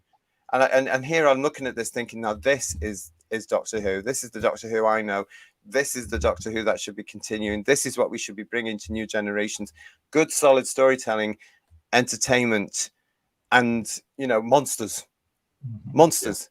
Because whatever form, there's several monsters in this, whether it's going to be a Vord or whether it's going to be a Viking, whatever he is, stuck in the ice, whatever. But actually, that's the point. This is the first time the series had a monster cavalcade. Yeah, that's true. Yeah, because they're there, though, aren't they? I mean, Terry Nation really goes out for it. As I say, whether they're in human form or whether they're in a glass jar, the monsters are there. Well, like I said earlier, after the success of the Daleks, Sidney didn't care about bug-eyed monsters, so the more the merrier. So, they went I love the Voords in this. I think they're visually, just the mask is really interesting, and it just gives it a real creepiness. And one of my favorite bits is that, like I said, that bit where Susan's walking along that different corridor with Norman Cade's music playing, and then the Voord gets stabbed in the back. That's horrible. Some nice moments in it. Very atmospheric. And Norman Cade's music, probably one of my favorite bits of it, is just it really sets it up. But probably my most favorite bit is that bit with the mug. And I could find great scope in this mug, and all that kind of stuff. I can repair the TARDIS time sockets with that. It's brilliantly acted, and it's just a clever idea that we see what's real, and they're imagining this fantastic place. It's a nice idea. Imagine the effect on the kids watching it back in '64. That whole scene where some of them must have been screaming at the telly, "It's not real!" Yeah. They must have been getting a real thrill out of it, I'm sure it was done that way, though, because the budget in no way would stretch to the most fabulous laboratory of all time. There's a cyclotron. There's a stop footage bit there. So, But it's clever, though, isn't it? It's good stuff, though. And I love the way that modern Doctor Who can still do things like that by saying it's just off camera. Yeah. Or it's in another room. Yeah. Whatever. As Liz Sladen always used to say, Doctor, the Cybermen are invading. How many of them are there, Sarah? At least 20, just off camera. Yeah. Absolutely brilliant. There's a line in Revenge of the Cybermen, is that when the Vogans say a similar thing. How many Cybermen? 2 at least. Yeah, so. 2 at least. I know that's true. But this is great. And yet you don't notice as well that a similar thing with the Vord here, of course. Yeah. You know, yeah. But my God, they did such a good job, didn't they, in those flippers? Yeah, well, what most of them did. I felt for that guy that tripped. You can really see the red face of that actor who tripped up, even through the mask. You can really feel for them, don't you? Yeah, that's true. What else we got here? We got TARDIS Travel saying, sadly, there are a few bloopers in the story, but that's to be expected for a 60s episode. Yeah, because the time was so restricted for them and it was so costly for them to film. You couldn't go back unless it was really, really necessary. Graham is saying to us, can you imagine anyone reviewing Space Babies, etc. in 60 years' time? Maybe I'm wrong, but I can't see it. I think you're dead on. I think you're dead on right. Who's going to be bothering? Who's going to be watching in 6 months' time, let alone 60 years? Well, exactly. And I'd love to see how much the Keys of Marinus is getting now when it comes to the viewing figures on iPlayer. And Garbage is saying 65 billion. This was and is Doctor Who, says Garbage. You're absolutely right. William Russell's tie. What about it? Madman in a Box. Do you love it? Do you love it? Do you want his tie? Can you still get it? I don't know. Don't know what that's about. But there you go. Thank you for that. It's Coal Hill School tie, do they mean? He also lost One round his waist. but just in a different story. What's that, sorry? He also lost his tie to acid, but like Susan's shoe, but in a different story. Yeah. Again, his tie was made of polystyrene, though, wasn't it, at that point? But so was the ice. But you know what? That whole acid thing must have been a real shock to the kids watching again at the time, wasn't it? Yeah. They like their acid in Doctor Who, don't they? Yeah. Well, certainly Terry Nation loved it all, didn't he? Forbidden Man, the mask was you wanted to know what was behind it. You did. Yes, you did. But we never got to find out. You always get a tantalizing glimpse of their mouth a bit, don't you, through the mouth? So you can see a bit of the humanity, a bit like the Cybermen sometimes. You know, it's quite nice. Yeah, it's great. It's absolutely it's great look. It's a good look. And Yokai63, hello to you. Hope you're well. Hope you're all right over there. The Hartnell years were the most inventive and imaginative in the show's history. The purest version of Who. The Keys of Marinus is TV gold. It really is, isn't it? And watching it back, love it to bits. TARDIS travels, no swimming on Marinus. Well, that's another bit that's quite gruesome, is when they have the empty suit with the gash in it. That's quite nasty when the Doctor, that you visualize what's happened to the poor Voord and it's just been melted by the acid. Horrible, you know. I know that is quite gruesome, but again, it fits in with this whole story from the themes we talked about before as well. And Time Lord Boy is saying it's funny people have brought the Voord back in comics and expanded lore. It's like what George was saying earlier in the show, isn't it? The fact that they appeared only this time and had such an impression on that generation. Because they did keep cropping up, and it was just the case. Why? What's the magic of them? Why? And it's the best part is design. The best part is 60 years later, available in B&M. I know. Yeah. None of us would have seen that coming 10 years ago. You know what I'm saying? I went through what my favorite part was of this show. It was, of course, the for me. I love the court scenes. I think that's brilliant. I love the way it suddenly changes into this mystery. And they've got to solve the mystery. I love that. It's fantastic. But the judges are a bit unintentionally comic, though, aren't they? The three judges. A lot of nodding going on. Yes. Yeah, that's true. That is true. But I'm prepared to forgive it.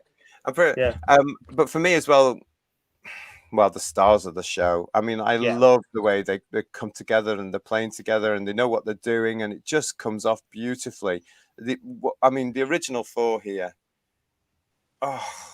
I can't do them justice. Absolutely fantastic. And I love the fact that William Russell's wearing his Marco Polo outfit in this as well, which is quite nice. Yeah, as if to rub it into all of us now as well when we see these episodes. It's, you're not going to get to see this. Yeah. He's wearing something from an episode you're never going to see. But there you go. That's weird. That is very weird. But I think that's brilliant. I hope we've done justice because, of course, as I said at the top of the show, this was our tribute to the late. Much missed already, Mr. William Russell, who we lost in June. And this story was chosen because in this one, he really gets the grips with the role of Ian and really shows what he can do as a leading man. It's that time now, everybody. Start putting your scores out of 10 into the chat if you want to take part, because we're going to be doing scores on the TARDIS doors.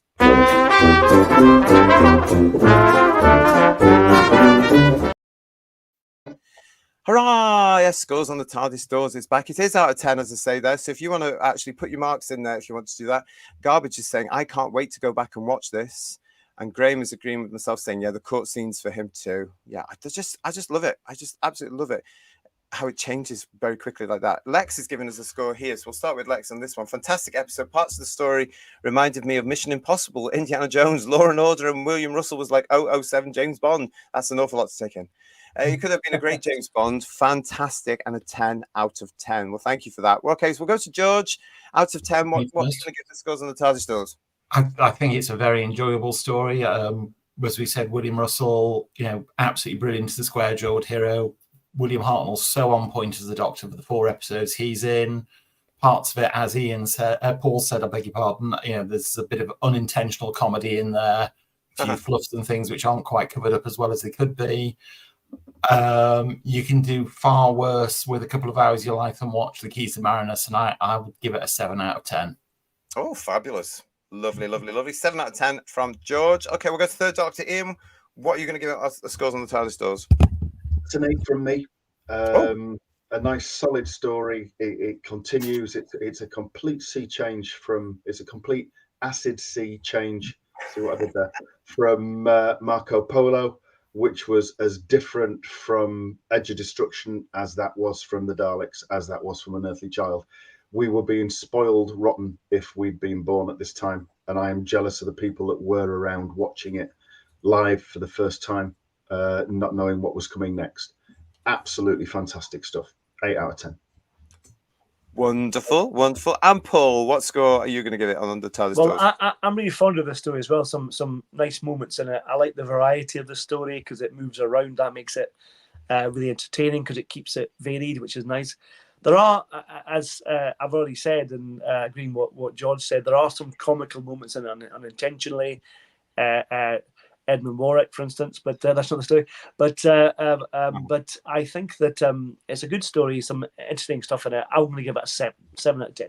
7 out of 10 from Paul. Okay, yeah, so we'll come over to you in a second, everybody in the chat. For myself, I enjoyed this story. It's strange how I enjoyed it more on the VHS release, 1999. I don't know why. I got through it all. I remember that. I remember watching the 2 tapes in one evening. I couldn't do it with the DVD this time around. That's age for you, I suppose. But I do like it. I do enjoy it. I hopefully that's come through in this review. I love the fact that we're so early on and it's just brilliant and it screams Doctor Who to me. It's a great script, but I'm going to give it a 7 out of 10 as well because I just think it's great. I like it, but there's a few that I prefer. So, yeah.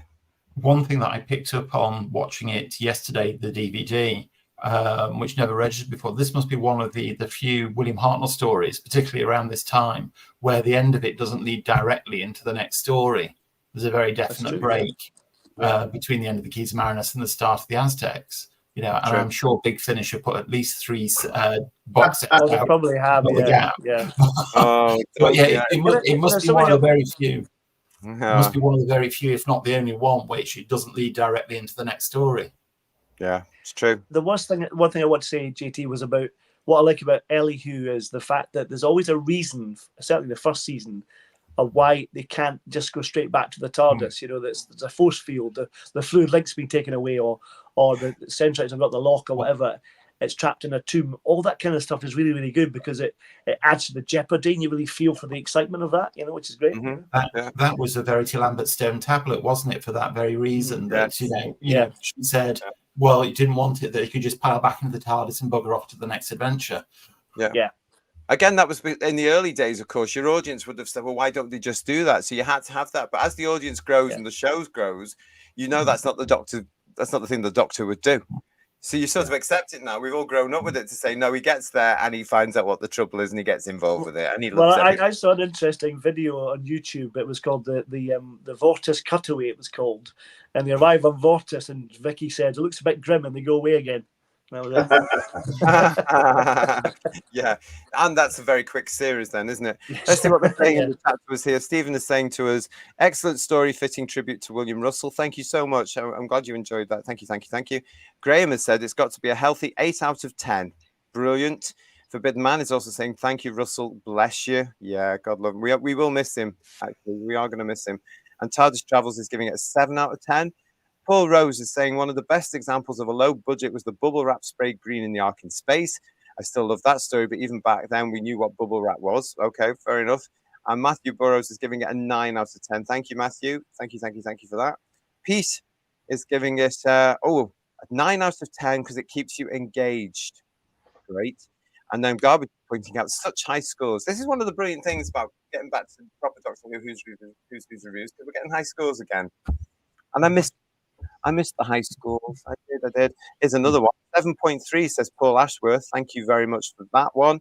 And Dalek Eye is giving it an 8 out of 10. William taking charge and a great leading man. Classical. And the other thing as well, these were good role models for the kids. Mm-hmm. You know, all of them. Good role models here. They knew that they had a responsibility in a sense, didn't they? Not only were they acting, but they had a sort of, that sort of British common sense that we all used to have. Although I do still despair a little bit that Susan's quite scared, even at this point in the journey, that she's not quite so braver than she should be, because she's been on the travels of the Doctor before, and she does get a little bit screamy for me. But I love Susan normally, but yeah. I agree, and it's painful in this one as well, wasn't it? I mean, it's nothing to do with Caroline Ford; it's the way it's written. No. She's no wonder Caroline Ford decides around this point, I'm getting out of this, because it's a real case of like she's not playing the alien that they must have, that she's playing in an unearthly child. She is now playing the damsel in distress child. Yeah, it's a real shame because she gets more of a chance on the sensorites with the telepathy and stuff like that, which is nice. But yeah, I mean, if you look at the way the character was written in the pilot version of the Unearthly Child, particularly compared to what it is in the Keys of Marinus, there is a world of difference. Absolutely. I mean, in this, she's tired, isn't she? And she needs to be taken for a lie down by Barbara. And this is we don't know it then, but this is an alien from another planet that's 2 hearts and all the rest, and yet there she is, like a 5-year-old really needing to go down for a nap. Yeah, and that's down to the writing and the lack of production. But it's like Paul was saying there, it's such a shame because she has been around with the Doctor. I mean, they left Gallifrey together. As we found out, they mentioned the planet Quinnus and stuff like that, and mentioned various places they go to and things like that. They've been on the travel, so you think she'd learn from that, But yeah, but there we go. It's no wonder that she did decide I'm going to be off in the next few, because she wasn't around for much longer, really, was she? What else we got here? Strangely stronger than she is, and she's human. You know what I mean? That's interesting, isn't it? Yeah. Barbara, I know she's more of an adult than Susan is, but that's definitely with you. Okay. Again, it was the role model type thing as well, because Susan was supposed to be for those little children, weren't they? But I don't know. Yeah, and to have the 2 teachers must have been reassuring for the children watching back then in '64. It's 1964. It's a different world, a different Britain. Oh yeah. Lex Kane, more homely in a sense, I would say. Fantastic, excellent, amazing show. Thank you, JT, George, the Dr. Ian, and Paul. You are true Time Lords. Oh, thank you for that. Thank you. I'll take that. I'll take that. Yeah, honestly, I wish I could regenerate because my body's falling to bits. And Stephen Braddock, solid 8 out of 10. This is Doctor Who Gold. Graham is agreeing with what Garbage was saying. They're very healthy scores from all of us, folks, and that is wonderful to see for a 60-year-old show. Forbidden Man, 10 out of 10. Still, because they were still learning TV trade of getting a story screened in such a short time frame. They really were. They were learning on the job as well, very, very quickly. Well, up until the early 60s, British TV was very much radio with pictures. Yeah. Well, it was all theatre and radio, wasn't it? And you can see. That's why I love this era of British television. Into the 70s, you can still see them learning because it's so new. We forget that nowadays. Television was so new for them; they didn't know what they were doing. Well, it was Barry Letts who championed CSO, and without that, and don't we know it? Yeah, but without that, the green screen and all that never would have happened. Exactly.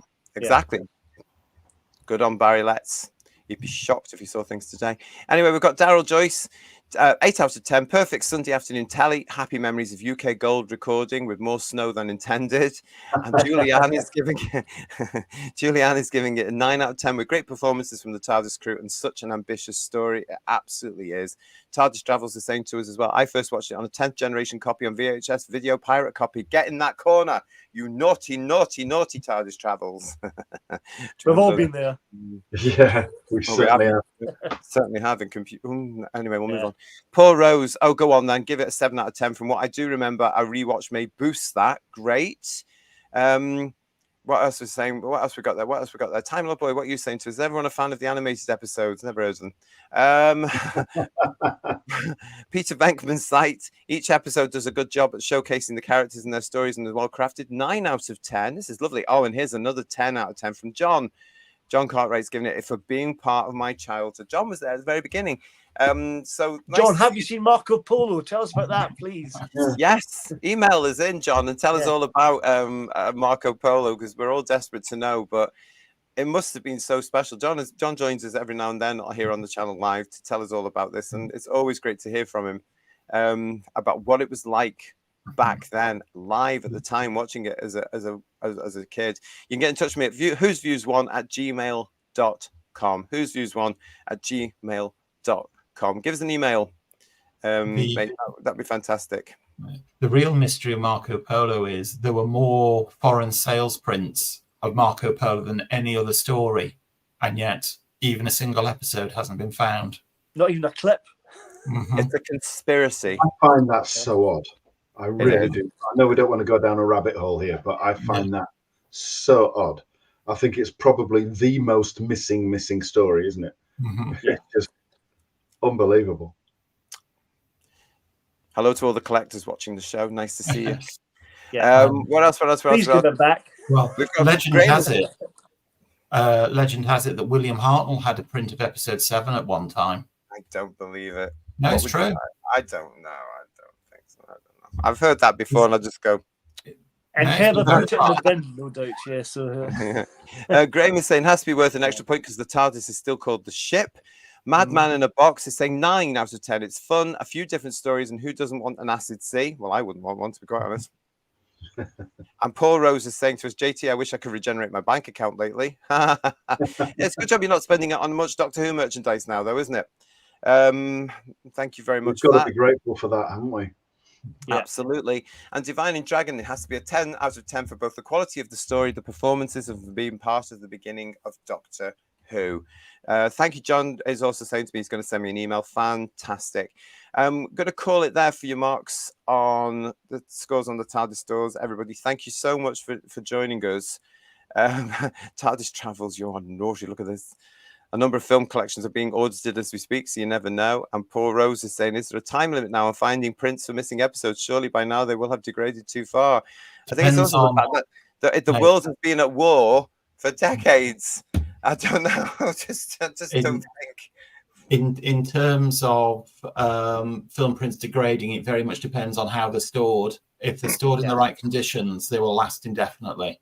And if not, you have to put them on your chips. That's it. Yeah. We all thought it was way too long. A time had expired before Enemy of the World and Web of Fear turned up, didn't we? And that just blew us out the water. So nobody saw that coming. Yeah, if anything happens, it happens. Yeah, they were perfect, weren't they? 60 years. I mean, if it happens, it happens. But I don't hold out any hope personally because it's just so long. And just look at the world. Come on, and all these places that they could have been probably been bombed and brought up by now. Let's face it. Time Lord Boy is saying to us here: was TV not pretty much live then? It was. Yes, it was recorded as live. Yeah, it really was. So that's the beauty of it. That's why we see all these things. But that's again part of Time Lord Boy. That's part of the beauty of watching all these things back now, because that's how they did it. Because they were learning.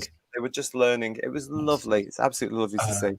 Jackie Lane said that if William Hartnell really wanted a retake, what he would do was he would turn around and say in a very loud voice something that sounded like Donald Duck. Yeah, which would force a recording break, and he could go back and do his line again. Yeah, which was a trick that actually lasted decades with various Hollywood Yeah. actors as well. Yeah. No names being mentioned on that one. Well, listen, guys, we've come to the end of the time. I want to say thanks to George, the Third Doctor, and to Paul for joining me for this very, very enjoyable romp back in time to 1964 and the Keys of Marinus. I hope we've done a bit of a nice tribute there to Mr. William Russell as well. Stay with us here on the channel. If you haven't subscribed to the channel, please subscribe to the channel. Please check to make sure you are still subscribed to the channel. We've got some more proper Doctor Who reviews coming up for you in where are we? August already. Yeah, August is tomorrow. Tomorrow, yes. Isn't it going Yorkshire Day tomorrow, just so you know. Thanks for that. So anyway, we'll be letting you know very shortly about what stories we're going to be looking at in August. So that you can go back and watch them from wherever you're getting them and come and join us for our reviews. So stay with us on that one. We'll be back very shortly here on the channel as well with lots of other stuff as well. So thank you so much for watching. Pleasure to see you all. Guys, thank you so much. Thank you. Thank you. You're very welcome. Thank you. It's been a pleasure. And until we see you again next time here on Who's Views, stay tuned. Bye, everybody. Night-night. Bye, everyone. Bye-bye.